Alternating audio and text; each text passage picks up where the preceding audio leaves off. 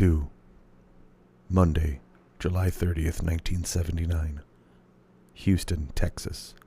24 hours earlier. Maxine Mink sat before a vanity in the dressing room of Bayou Burlesque, tapping cocaine from a small vial onto a hand mirror. She needed a little pick-me-up this morning, and coffee never seemed to do the trick. She used a business card. Girls, girls, girls. Cocktails and topless entertainment. To cut a thick line. And a crisp $2 bill, rolled tight to take it all in. Careful not to leave a trace behind. It was a sin to waste good drugs. She felt the familiar zing of energy, her thoughts crystallizing as her body relaxed. She hadn't realized how tense she'd been today. Today was going to be a big day, maybe the biggest in her young life. She was excited and nervous, but at least now she was ready. She heard a soft knock and looked over her shoulder to see Wayne standing in the open doorway. He could have just come on in. Not only was he her lover, but he also owned the goddamn place. Still, he always knocked. He was gentlemanly like that, and she appreciated it. Wayne Gilroy was in his early 40s, 20 years older than Maxine, a handsome charmer with a smile on his face and a twinkle in his eye. He was tall and trim, in a collared shirt with the sleeves rolled up, slacks, boots, and a cowboy hat. "That's how you can tell I'm one of the good guys," he had told her when they first met in a dive bar downtown. "Not too good, I hope," she'd replied, and he'd given her the biggest grin. She loved the way he smiled. He stepped into the room and removed his hat. A gentleman didn't wear his hat in the presence of a lady. He walked up behind her and gazed at her reflection in the vanity mirror. She wore a striped tube top, tight shorts, and hoop earrings, an outfit she'd chosen specifically because she knew Wayne would like the way she looked in it. She liked the way she looked in it, too. She was hot as hell. "Go easy on that stuff, will ya?" "You know what they say about too much of a good thing," Wayne said.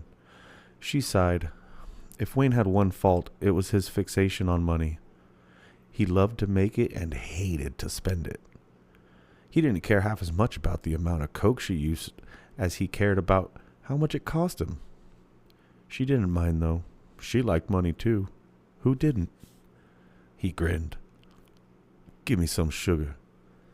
She smiled, turned, and put her arms around his neck. He embraced her, and they kissed passionately. Wayne moved his hands across her back and belly, and Maxine moaned with pleasure. When they pulled apart, they both looked at her reflection once more. "You're special," Wayne said. "Ain't nobody else out there like you." Damn straight, she thought. "Now giddy up. Time is money. Everybody's waiting." Wayne put his hat back on and left, letting out an enthusiastic whoop. He was just as excited as she was to get going, maybe more.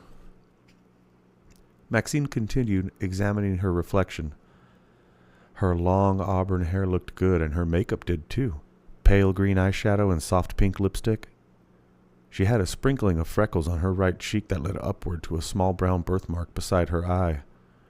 She had no freckles on the other side of her face, something kids used to tease her about when she was younger, but she liked her freckles and birthmark, thought they made her look... She heard the word in Wayne's voice. Special. No one else in the world had that same marking on their face, and that made her unique. "You're a fucking sex symbol," she said to her reflection. Maxine slumped in the van's passenger seat, one leg stretched out, barefoot on the dashboard. She'd been putting polish on her toenails, the same color as her eyeshadow, and she wanted to keep her foot up so the nails could dry. Wayne drove, and the other sat in the rear. He had removed the back seat and put in a carpet to make the van a mobile hangout spot. "Good place to fuck, too," he'd said, and he hadn't been wrong. He'd bought the van used, but he kept it in good condition, and it ran pretty well. He'd painted the words "plowing service" on the sides for the movie. "Get it?" he said. "Plowing service, like fucking." It's funny. The windows were open and dry. Hot air blew into the van. Would it have killed Wayne to spend a little more money to get a vehicle with air conditioning? Wayne turned the radio to a station playing surf rock. Not Maxine's favorite type of music, but it was better than nothing. They were headed east on Interstate 10, and she was glad to get out of the city. She liked Houston well enough, but she didn't want to stay there the rest of her life. She wanted to see the world, go everywhere, do everything. She was meant to live big. And while this trip may have been only a small step in her journey, it was a beginning, and she intended to make the most of it. There was 4 people other than her and Wayne in the van: Bobby Lynn Parker, Jackson Hole, whose real name was Hollis, R.J. Nichols, and R.J.'s girlfriend, Lorraine Day. Maxine worked with Bobby Lynn at the Bayou Burlesque, and while she wouldn't necessarily call them friends, they were friendly. Bobby Lynn was an attractive bleached blonde in her 30s, loud and brash and 100% Texan. She had a good heart, even if it was a bit tarnished, and smiled often and easily. She wore low-cut sleeveless blouse, shorts, and platform heels, and had used so much hairspray that it looked like she was wearing a blonde helmet. Jackson was Bobby Lynn's boyfriend. Wasn't quite right. Fuck toy was closer. Except she displayed genuine affection for the man. Maybe friends with benefits was the best description. A man with a short afro, mustache, and soul patch, Jackson was a couple of years older than Bobby Lynn. He wore slacks, boots, a shirt with the top 2 buttons undone, and metal dog tags around his neck.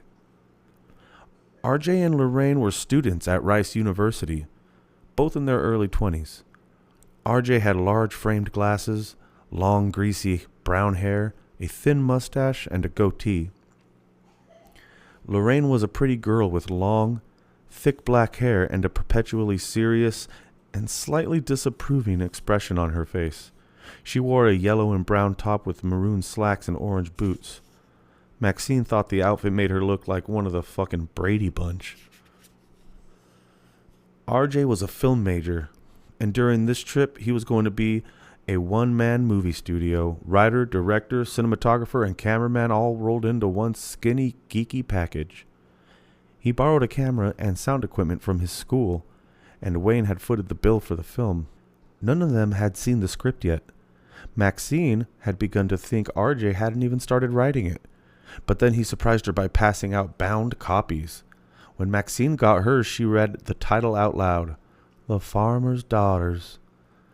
Nothing fancy, but she supposed it got the job done. Bobby Lynn opened her script and immediately pointed to a page. "Hot damn, look at there I am," she said. "Far out," Jackson said. "Hollywood, here we come," Bobby Lynn said. "No, ma'am," Wayne said. "We don't need Hollywood. These types of pictures turn regular folks into stars. We're going to do it all ourselves right here in Texas. Ain't that right, RJ?" "Yes, sir," RJ called out. Maxine could hear the grin in his voice. "It's finally a level playing field for people like us," Wayne said. "I don't know, Wayne," Bobby Lynn said, her tone teasing. "That sounds a lot like what you said about Topless Car Wash. Remember that?" Wayne bristled. "And had the IRS not had a goddamn personal vendetta against me, it would have panned out beautifully." "Well, you know I'm always game," Bobby Lynn said as she flipped through the script. "My American dream is not unreasonable. I just want a paid-for house and a big old pool so I can float around with my knees in the breeze and tan these titties." RJ laughed, and Bobby Lynn looked at him. "What? I was dealt a good hand. People spend a lot of money to look at what God gave me. Be a sin not to take care of them." Jackson lit a joint and took a long drag. "Yes, it would," he said, and Bobby Lynn laughed. "How about you, Maxine?" she said. "What's your American dream?"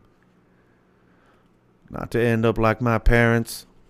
She turned to the passenger window and gazed out at the surrounding farmland as the van continued down the highway.